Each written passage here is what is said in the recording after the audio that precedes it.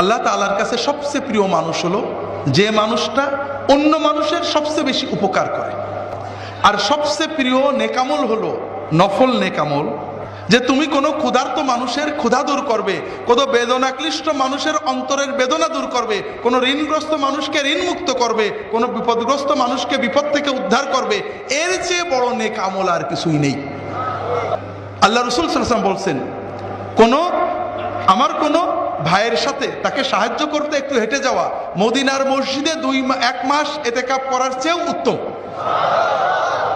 যদি কেউ কোনো মানুষের সাথে হেঁটে যায়, একটু তার কাজটা করে দেয়, হাজতটা মিটিয়ে দেয়। কেমন?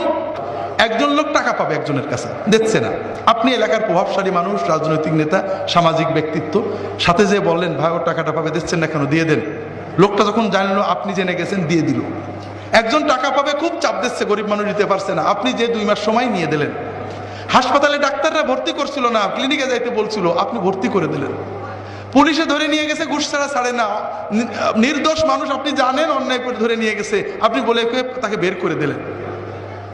এতিম, বিধবা, যে কোনো ভাবে একটা মানুষের সাথে যে তার প্রয়োজন মিটিয়ে দেওয়া, আল্লাহ রাসূল সাল্লাল্লাহু আলাইহি ওয়াসাল্লাম বলছেন যদি কেউ এটা করে তাহলে কিয়ামতের দিন, যেদিন সবার পা পিছলে পুলসিরাত থেকে জাহান্নামে চলে যাবে, ওই দিন ওই ব্যক্তির পা আল্লাহ পিছলাতে দেবেন না।